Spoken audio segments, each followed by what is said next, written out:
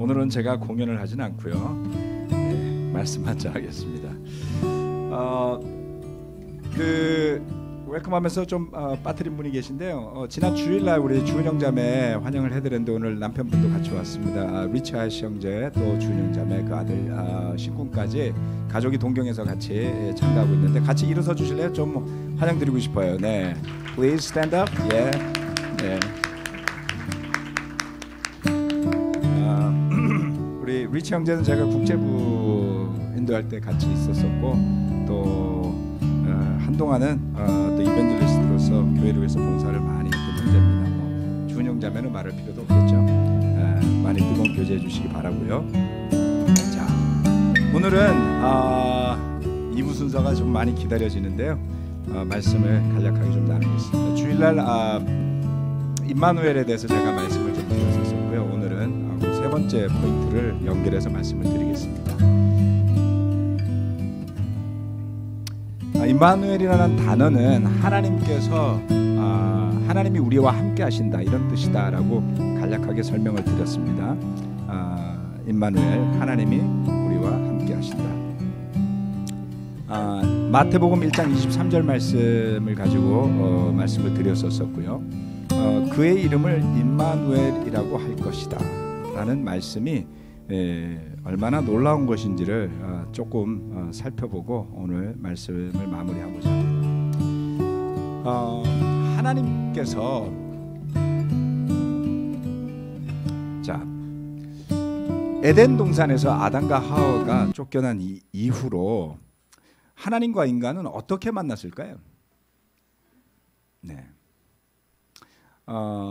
에덴 동산 이후에도 사람들 중에는 하나님의 음성을 듣거나 환상을 보는 일들이 간간히 있습니다. 아브라함도 그랬고요. 그 다음에 이삭이나 야곱도 환상 가운데 하나님의 음성을 듣고는 하죠. 그런데 본격적으로 이스라엘 백성들이 하나님을 마주하는 사건이 광야에 방랑하던 시대에 일어납니다. 출애굽기 19장 4절로 6절 말씀을 보면 하나님께서 이스라엘 백성들과 새롭게 언약을 맺고자 하시는 장면이 나옵니다. 이 말씀을 제가 읽어보겠습니다. 출애굽기 19장 4절로 6절 말씀인데요. 너희는 내가 이집트 사람에게 한 일을 보았고 또 어미 독수리가 그 날개로 새끼를 업어 나르듯이 내가 너희를 인도하여 나에게로 데려온 것도 보았다. 이제 너희가 정말로 나의 말을 듣고 내가 세워준 언약을 지키면 너희는 모든 민족 가운데서 나의 보물이 될 것이다. 온 세상이 다 나의 것이다.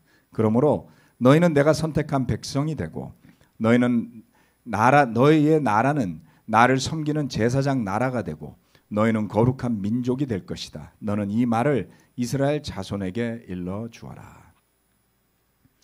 하나님께서 이스라엘 백성들에게 그 신광야라는 곳에서 광야에서 이스라엘 백성을 만나고자 하시면서 모세에게 말씀을 하십니다.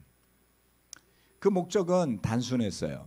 이스라엘 백성들로 하여금 하나님 나라의 백성이 되게 하시겠다. 그리고 그 나라가 하나님을 섬기는 제사장 나라가 되고 그리고 그 민족이 거룩한 민족이 되도록 하기 위해서 언약을 맺고자 하십니다. 하나님의 계획을 알려주고 그리고 그들이 믿음으로 그것을 받아들여서 맹세함으로써 아브라함에게 주셨던 그 축복이 이어지게 하시는 것이죠. 그런데 그때에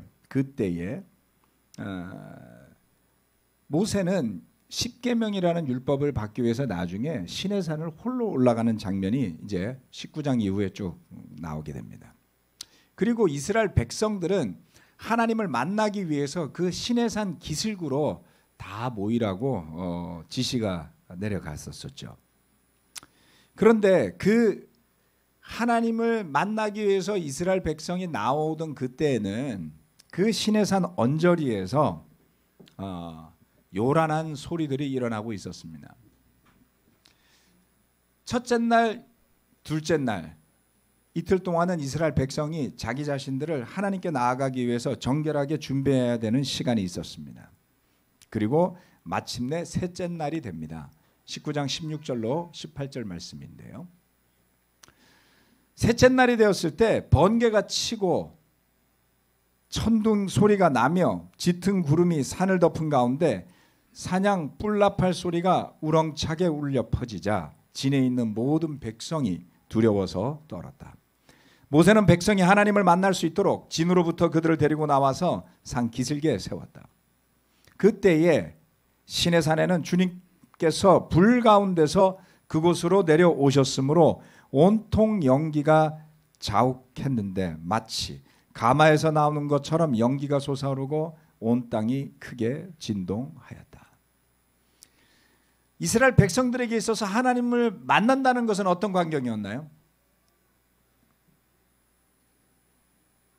땅이 진동하고 번개가 내려치고 천둥 소리가 울려 퍼지는 것이었습니다. 자신들을 성결하게 하고 긴장된 마음으로 기도하면서 하나님 앞에 나아가고자 했을 때 백성들은 두려워 떨었다라고 했습니다. 이스라엘 백성이 하나님 앞으로 나아오는 경험은 유쾌한 경험은 아니었어요. 두려운 경험이었습니다.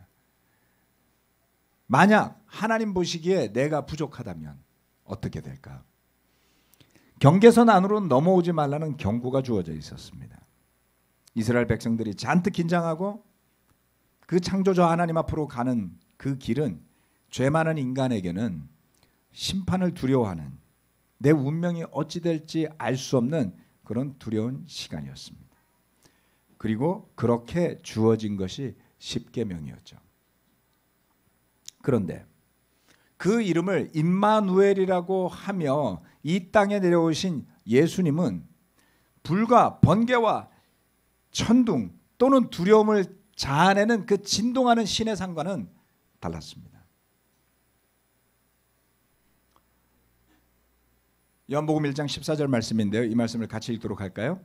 시작. 그 말씀은 육신이 되어 우리 가운데 사셨다. 우리는 그의 영광을 보았다.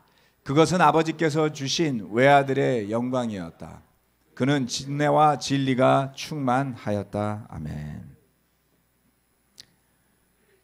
한번 생각을 해봅시다. 오직 하나님의 계시로만 알 수 있었고 만날 수 있었던 하나님, 율법을 통해서만 들을 수 있었던 하나님의 명령과 가르침들.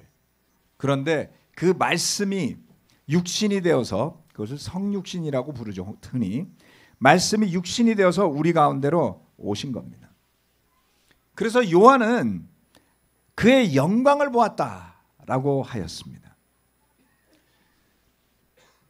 이 사도 요한이 주님과 함께 있었던 시간은 약 3년여에 지나지 않습니다. 그 아주 짧은 시간 동안 그들은 정신없이 다녔죠. 병자들을 고치고 복음을 전하고 대적하는 사람들과 논쟁하면서 3년을 지나 보냈습니다. 그리고 예수님은 십자가의 죽임을 당하시고 부활하셨으며 하늘로 올라간 뒤에 교회가 생겨났습니다. 이방 도시들에게도 교회들이 세워졌습니다. 이제 로마 제국 전체에 그 복음과 교회가 퍼져나가고 있던 그때에 요한은 뒤늦게 이 요한복음을 기록하게 됩니다. 주님과 함께했던 그 시간들을 회상하면서 성령의 계시로 말씀을 적어 나갈 때 그의 손과 영은 주님과 함께했던 그 시간이 두려운 시간이 아니라 그의 영광을 보는 시간이다 라고 적고 있습니다.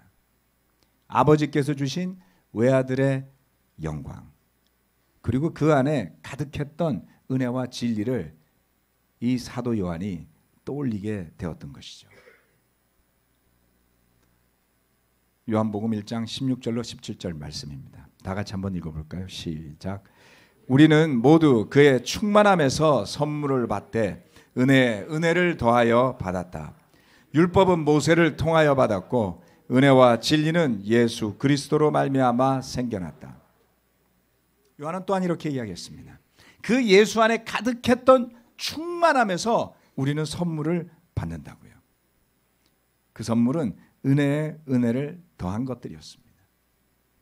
시내산의 율법과 대조되는, 시내산의 율법과는 뭔가 달라 보이는, 물론 일맥상통합니다만은 예수 그리스도의 은혜와 진리, 바로 그것이 크리스마스가 우리에게 선사한 진정한 하나님으로부터의 선물이 아니겠습니까? 여러분, 우리가 아무리 자비로우려고 해도 우리는 인색해요. 우리는 아무리 노력해도 자기중심적일 수밖에 없습니다.